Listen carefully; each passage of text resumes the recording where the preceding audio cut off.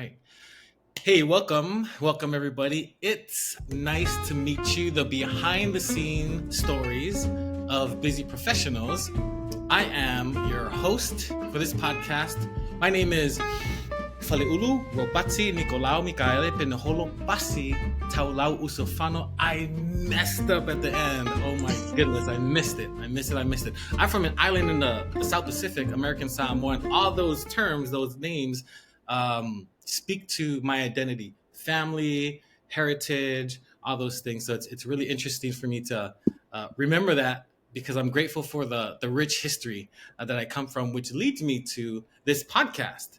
I'm truly, genuinely interested in people and their story. Coming from the island, curious George, just like, oh man, wow, cool. Trying to learn everything. So I'm grateful to have Kathryn Ficarra here. Before we get into Kathryn's story, this episode is brought to you by Get Ghosted. It's a LinkedIn ghostwriting and profile management service. What's interesting is a lot of speakers, coaches, consultants, authors are usually on Facebook and Instagram and TikTok, and I don't know, some people just neglect LinkedIn. So this service helps to take over LinkedIn, allow you to build trust in record time without writing a single word. So if you're interested in that, thedigitalwritingfirm.com, go to thedigitalwritingfirm.com. Lord have mercy. I'm excited to learn today from Kathryn because in the bio that I read, she's obviously an expert in corporate executive leadership, but she's also very knowledgeable in cultural transformation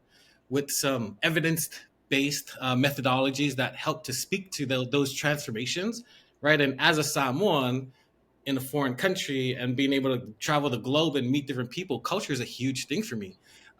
What's interesting is Kathryn has done so many things in her life, from entertainment to e-com to media, gaming, oh, you name it. She's lived a full life. But I'd like to learn more about where she's at now and how she got there. Yeah. Welcome. Thank you for being here. Thank you so much for having me. Yeah. So I usually start off the episodes with this question. It's our ignition question to kind of get the wheels turning.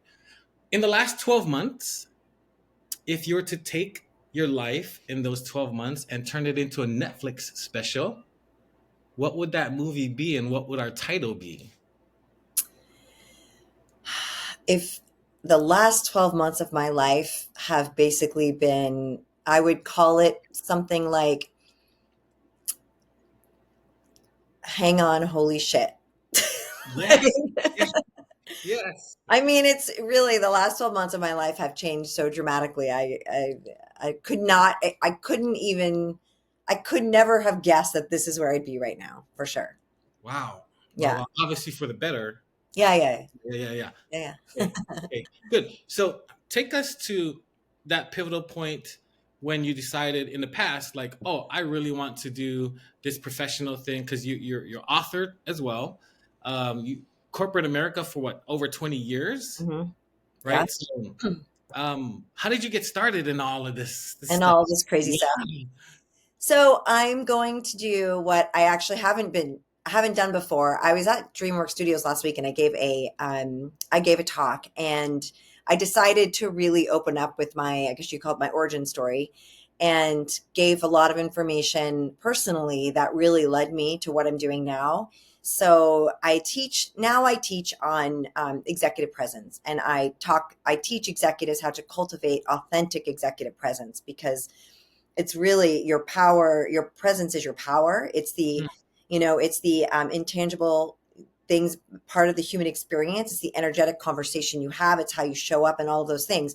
But you live your life in a paradigm, right? You approach it from a specific, and a paradigm is just a set of beliefs externalized as behaviors. And you approach your life from a specific lens, right? And it's when you actually understand the lens you're coming from that you're able to take some of those beliefs that you've been, living out, and decide which ones don't work for you, rewrite that narrative and create a new path for yourself. So, how I got here, I would say, is a very, very curvature type of way. So I grew up in New York, and I'm a Long Islander. And my story is that my mother was sick for a very long time. And when I had found out I was 12 years old when she got diagnosed with cancer. Mm. And, back then we were an Italian family, and there was a lot of hope that she would get better. There was a lot of reliance on, doctors to all the experimental medications that we did and so forth. There was not a lot of preparation, though, in terms of the reality and the gravity of the situation. So the 9-year course of her illness, I was very keenly aware that she was going to be fine and get better, right? For those, even though she looked sick and she was, she didn't really look like she was getting better, but the story she consistently told us, and, I think, and my dad wanted to support, was that, I'm going to get through this. I'm going to get better. I'm going to get better, up until literally the week before she died. So when I was 19 and in college, completely unprepared for this change in my life. After I graduated, I just moved to visit some friends in Seattle, and I just wanted to get away, right? So what happens when that happens is that you then store away, you've got this trauma, right? You've got that's kind of building up, and I kind of put it away and thought, well, I'm going to start over, and I'm just going to not deal with that, essentially. And that shocked my system. And I'm going to leave my siblings, my dad, my family, and I'm going to go start a new life in Seattle. And I did. And I was very successful for a long time. I worked in, 15 years in media. I worked in gaming. I was a vice president there. I worked in ecom.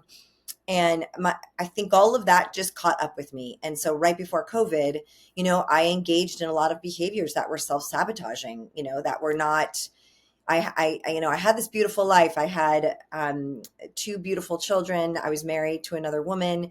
We had a beautiful family. And I walked out of, right before COVID, I kind of walked out of my life because I just had started to, all of the culmination of everything that had happened to me, and then trying to provide a life and have it look a certain way, but feeling very misaligned internally. And I didn't know why, and engaging in behaviors that they were not healthy. They were not things that ways that I wanted to live my life. And so I think it just came kind of crashing down. And so I had to take a pretty big time out for a little while. And I did a lot of deep introspective personal growth work. And it started because somebody gave me a book called Breaking the Habit of Being Yourself, because I couldn't figure out, I'm like, why am I so unhappy? I have everything you could possibly want. But everything I did was looking for the next best thing. So it was like the new car all the time, the bigger house, I was looking outside of myself to fulfill myself, right? I couldn't figure out why I was so internally misaligned. And I didn't have the language for this back then. I very much understand it now. But, I took a couple of years and really went through a journey to decide, to look at, how am I showing up, and how important is the way that I show up, and how much am I understanding that? And the way that I really connect this to the work I did, was that I started to look back on my career and say, okay, I was very successful, not necessarily because I had the best expertise at everything, but I understood how to connect in a level that was beyond what I even understood for myself. So I was able to hold my own in a boardroom. I was able to, have really successful negotiations and so forth. And so when I really started to see that, but I felt like I hit a ceiling with that. And then I looked at how other people were educating others on presence and educating others on, how they show up. And I felt like it was this Band-Aid approach. And it just clicked with me in the last couple of years. I'm like, I'm hearing people talk about, active listening or having empathy. And when you truly understand yourself and you go through a period where you have to really realign yourself, you create building blocks, right? And you create a new belief system, and you transform your mindset, and you understand how to rewrite, the psychocybernetic loop, which is how beliefs turn into these thoughts you embody through a feeling. From that feeling, you take an action, which results in just, is congruent to the original belief you had. So it's cutting that cycle and getting to a place where you have awareness. So doing all of this work, I started to get really clear on the fact that as an executive, going through my day-to-day life, having very little understanding about the paradigm I was running on, going through this transformation, being able to rewrite the narrative and create a narrative I wanted to see. I just felt very led to start teaching this in a very different way. So now I have a 13-week program. I've created this program called the Impact Framework, and it dives very deep. And it's for a lot of companies will put their employees through it, and it really dives into, identity alignment, mindset mastery, persona identification, authentic communication, consistent embodiment, and transformative growth, so that you can take yourself from the life you're living now and then understand what your building blocks are, recreate the ones that don't serve you, understand how to step into a version of you that does serve you, and have that be a sustainable approach to how you approach your work and your life. So that's essentially my story. That was a lot, but Yes, that's pretty powerful. When do executives know that they need someone like you? Because like you were running powerful, closing deals left and right for years, but it also sounds like that was probably detrimental, you know, to your identity. So when and how do executives recognize in themselves, yeah, I'm going down the wrong path. I need to speak to her. I think that you have an inner, it's like we all have a higher self, right? Hmm. And you get these little nudges, these inner it's an inner knowing. And I recall when I was in gaming, I remember one day I thought, what is this? It started in me about probably 10 years ago, that I started to get the feeling like something's off. I'm doing, I'm not. And I remember being like, is there such thing as a life coach? I don't even know if that exists. And it's very much exists now, but it really didn't back then. And so, but I remember Googling it, like, what do I need? I don't know if I need a therapist. I don't know what I need, but you feel off and you don't feel connected, and you feel like you're going through the motions, and you can't really figure out, what is my purpose in all of this? I'm making all this money, I'm living this life, but I'm not, I'm not satisfied.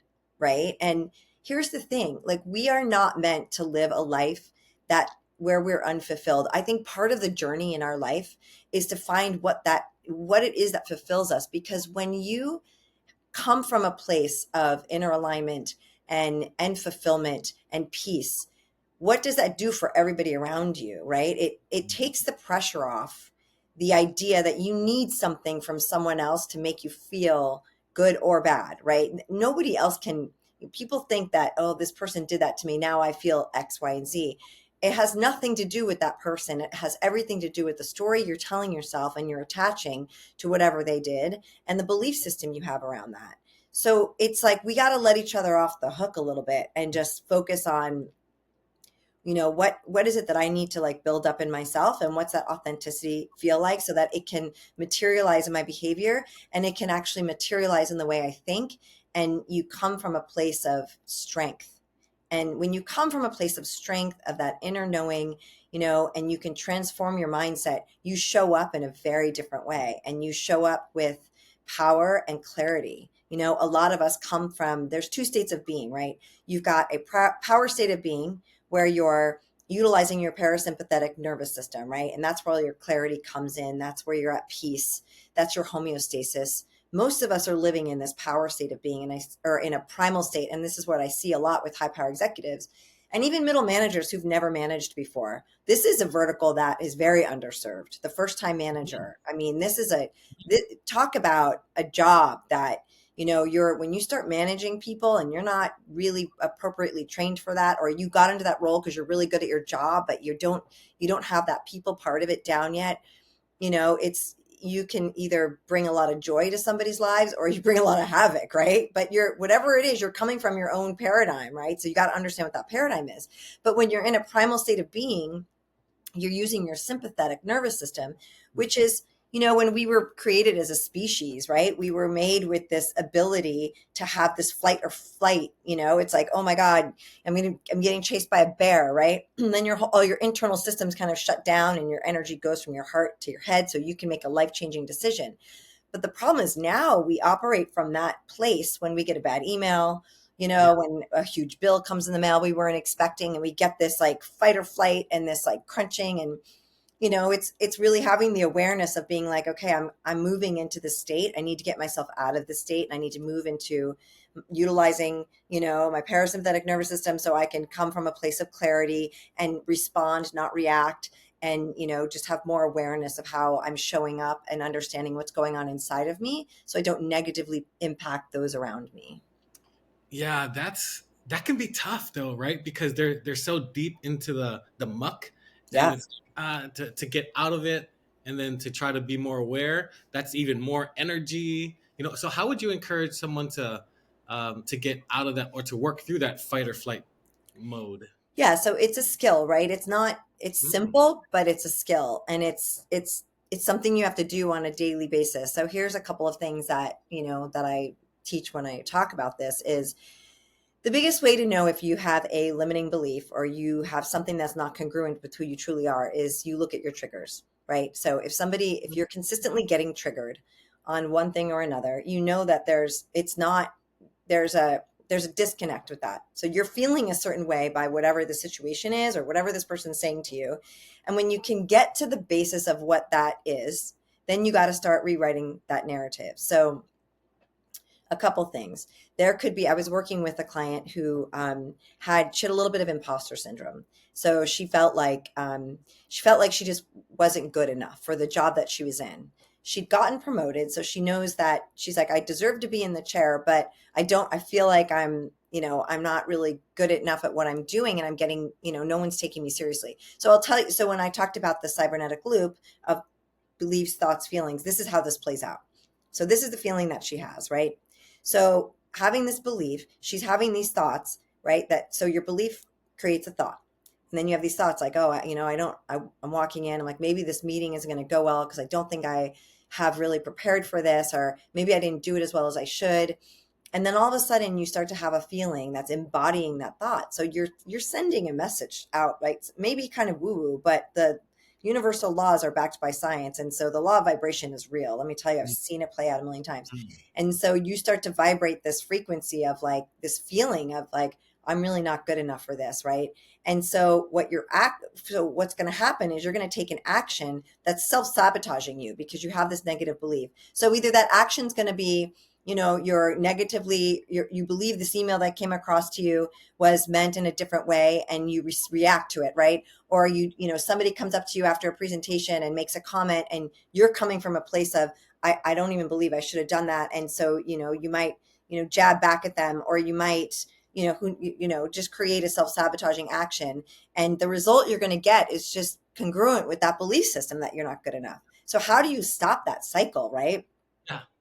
You stop that cycle by understanding when you get triggered what that belief was. And then when you have that belief and you understand what that belief is, like, I'm not good enough, you got to make a new decision. A belief is just a decision that you think over and over again, right? It's just a thought you think over and over again. So you make a new decision. Our brains are so incredibly powerful. Our mind is so powerful, but we're using it in a lot of ways to drive us as opposed to using it what it's meant for, which is it's a great SEO engine. So say to yourself, okay, I right now don't feel like I should be in this role because of X, Y, and Z, but I have this role. So let me think of the times, like, let me give myself, find the existing evidence where I was good enough. And I Mm, know that right now I'm growing through who am I becoming in this, right? I was good enough in this time. And so I'm going to rely on that. And I'm going to make a new decision that I am becoming in this role that I am now. I am becoming every day. I'm becoming every day. And then when you start to approach it, see the difference? Like, you approach it now from I'm becoming, and then you're coming from a place of more of an abundant perspective as opposed to a scarcity perspective. And the thoughts that you'll have from a becoming place, and then the feelings that you'll embody are very different than coming from this scarcity place of like, I'm just don't know if I should be here. And that's probably one of the biggest things I deal with a lot of people. They don't like to admit it, who, I understand that, but it's really important because it can really change how you show up, right? So if you think of all these as the building blocks of, it's 80% your mindset, when you get that right, then, your springboard can send you really far. You're on your way, and it's just having the awareness. There'll be times, a lot of the time when I'm sitting in the car and I'm like, okay, I start thinking about something and the train takes off, right? Mm, It happens to me all the time, right? I teach mm, on it. It still happens to me. But I know it now. And when the train takes off and I start to feel a certain way, I'm like, no, thank you. Nope, not today. I'm not having that thought process today. Like, I'm going to choose a different thought. I'm going to realize that I know this is making me feel this way, but I'm going to choose to believe something different because I'm going to have different thoughts that support that. And I'm going to feel a different way. I'll make different decisions. And, I'm writing a path that I want to see in front of me. Like, I've gotten to the point where if I don't want to see it in my living room, I don't let it in my head. Like, because you create from that, right? You're a co-creator in your own life. You're not yeah. somebody that just things happen to you and you're in the passenger seat. Like, get in the driver's seat, start creating what you want, start create the things you want to see in front of you. You have the power to do that. Yeah, this is so powerful, man. Not today. That's a powerful statement where you can Not hold, yeah, today. not today, not today. I'm That reminded, is, I'm going to write a LinkedIn post on that. yeah, Not today. yeah, not today. That's our primal natural, default is, oh, bad, feel bad, but then not today, not today. Not today. And the hardest thing is having the awareness around it, right? Is really being, when I talked to DreamWorks last week, LA just is going through these fires and it's terrible, right? A lot of those people are very much impacted. And we switched our talk from executive presence to, how do we navigate this with grace and ease?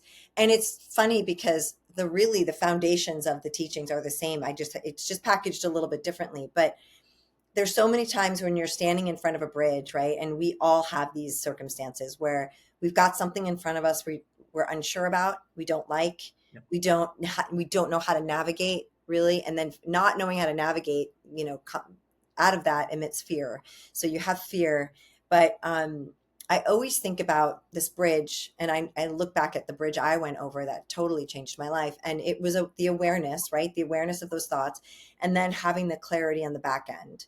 And so if you can get to a place where you're really aware of the thoughts that you're thinking and how they're making you feel, and you can right that ship as much as you can, and it's a daily practice. Like if you're driving and you feel something and you say not today, and you take your finger and you just start to hit the steering wheel and you get yourself in this present moment, that's where if you can slow the thoughts down, slow the thought train down, and just get aware, like, okay, I'm going to get aware and I'm going to get myself to a place where I think thoughts that are going to make me feel better. That's your first step. And then Yep. get really clear, on where you want to go, right? So what is this? What do you look like in 6 months? What do you look like in 9 months? You're not excavating, you're just revealing that side of yourself, right? And That's stepping into that. that's And good. so, and I love the idea of getting people really, and there's so many different things I do that support that, but it's crossing that bridge, right? And it's like, I love people being like, I'm at the front of it and then talking to them at the other side of it. And it's like, wow, I did it. And these are the tools you're going to use the rest of your life. I use them every day, and Yeah. they will help you navigate. They will help you stay out of your head. They'll change your life. Yeah, I think when you said excavating, you're not excavating, you're revealing. The sense that I felt is excavating is a lot of energy, it's a lot of effort, but Hmm. then it's actually not. It's just revealing, and it takes me to the brag bank, right? So it's the bank that you all the great things that you've done in your life. Whenever you feel not today, let me think. Oh, I remember that thing that I did really well. Let me feel that. Just Hmm. reveal it, Hmm. yeah, and then it becomes part of that feeling. This is so good. Oh, Goodness, this is so good. thank Um, you. Yeah, you're just lining up to it, right? If you think about, we're all walking around with like an antenna, right? It's like, what's your station turned to? Is your frequency something you want or not, right? Are you listening to a song you like or don't? Change the channel. And so when you change your frequency, and you vibrate on a different tone, then that's how you line up, right, to what it is you want to see. But it's got to be consistent, right? And that's why the C in my work is consistent embodiment, because you got to be able to, you kind of got to be it before you see it. You got to be, mm, you got to step into it and be like, and just kind of hold your vision, and and then let that just be part of who you are, and it will be who you are. And I say, like, when you asked me about the last year, when I opened my consulting studio, and I was like, I really have no idea, like, nothing. I changed so much that mm. going back to like a big corporate job just didn't resonate with me, because I felt like I was really meant to teach what I had learned, but I'm like, I didn't want to be an entrepreneur. I'm like, I have no desire to do this. I don't know how to start this. So that was literally not that long ago, like not even, I want to say last February maybe. And today I have a podcast. I'm, running these containers. I'm speaking all over. I'm writing a book. I mean, I don't know. I think when you get to the place where you line up to what you're really meant to do and you have fulfillment and you're like, you're leaning into the flow of your life, then things just happen for you and you feel like you're just satisfied. Like I feel much happier than I've ever been. I never thought this was going to be my story ever.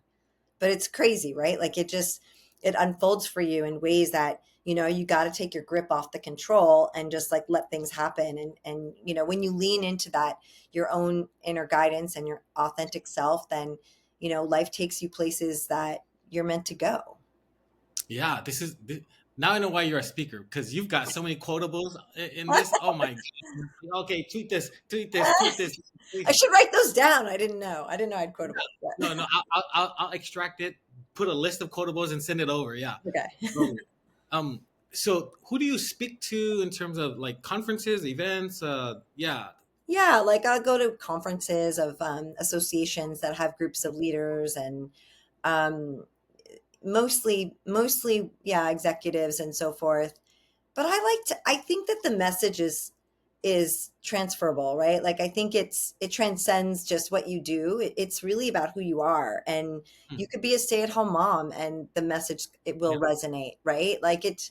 So those are just the people that hire me, but I try to provide, as much content as I can in the areas that I'm in and as much as I can do from a bandwidth perspective. And that's really why I launched my podcast. My podcast is similar to yours, right? I talk to people. It has very little to do with my work. It has everything to do with talking to people who have found their purpose and how they're using their purpose to help other people. And I love those stories because when and we talk a lot about this on the podcast, but there's that term go with the flow, which is a lot of people think it means just do what everybody else is doing. But that's really not what it means. Go with the flow means that you're leaning into it's kind of like your higher self is like giving you these little messages and pulling you, right? And you're going with the flow of what feels good and joyful for you because that's where you're meant to be, right? You're meant to follow those little signs and those signals, and when you consistently do that, you're going to find your place. You're going to find yourself in a place that's full of that fulfillment and that joy because that's what's meant for you. And what's meant for you is not somebody telling you what's meant for you, not meant for everybody else. It's specific to you. And so when you find that and you're in your flow, then things really open up. Like I was talking to Merrick McGartha.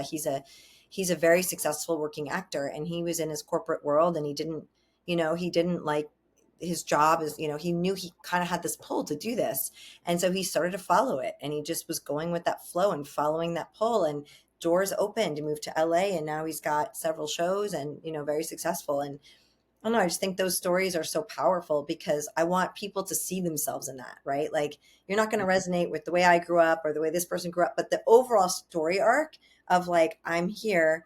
I know I want to be here. Nothing is impossible to you. Nothing. I'm telling you, absolutely nothing. It's your mindset. So how do I get myself to a place where I'm aware of the thoughts? I'm feeling the flow. I'm leaning in, like understand the intangibles of our human experience and, you can make magic happen. It's really amazing. Yeah. Yeah. Yeah. Yeah. The people that hire you, how do they find you? Referrals? Because this Yeah, is pretty unique and niche. yeah, I mean, I'm pretty active on LinkedIn, and so I think I feel like that's where a lot of people have found me. I also have a lot of connections in the business community that have people that know what I'm doing now that have pulled me in. So mostly through that. Yeah, LinkedIn. Yeah. The it's the C Group Studio. Group Studio, yeah, that's the name of my company, and the C stands for Chase and Camden, which are my kids. So Oh, yeah, they're like, do not put our letter in there, mom. I'm like, oh, I am. I don't know. That was the name I liked. I'm like, it's Secret Studio. I live for my boys. Yeah. yeah, and the book you're working on is it the leadership on purpose, right? Yeah, leadership on purpose is where I kind of started, and then I morphed it over to really it's about power. It's about your presence. So your presence is your Mm, power is the title of the book, and so and in there I just co-authored two chapters. One book called She Glows and one book called The Unstoppable Rise of the Phoenix. And I'm giving away I'm just talking about my impact framework in a way that if somebody's reading it, they can digest it and make some changes in their lives and be like, okay, I get like this, the identity alignment, like, what do I identify with now? Where do I want to be? What is those little, what do I need to stop doing? What do I need to start doing? I give a lot of exercises and so forth. So yeah, I just wanted the book to really be a comprehensive look at what I'm teaching on, but in a way that's helpful for just anybody to grab it and be like, okay, I can see how I can really change the way I think. That's really what I want. I want this to, I feel like I'm here to teach people that you're not confined to the prison of your mind, right? You can get out of there and just right that ship, because one by one, if we do that, that's how you change the world, right? You change it individually. So, and I'm really interested in doing that. yeah, I'm telling you, you've got bars, bars, bars. You're not confined to the prison of your mind. Oh my goodness, dude. Yeah, t-shirt after t-shirt over here, dude. That's a good idea. I should make a t-shirt and think about that. Oh yeah, there's at least 10. There's at least 10, yeah, variations of t-shirts in this episode, man. I'm excited. This is great.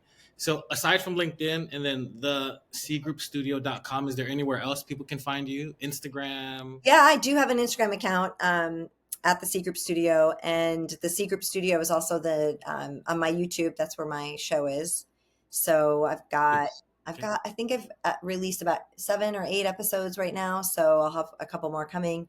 Yeah, so yeah, you find me on there or on Facebook. So Yep. Facebook. Well, great. I appreciate you. Really, this is pretty intense in terms of all the great information.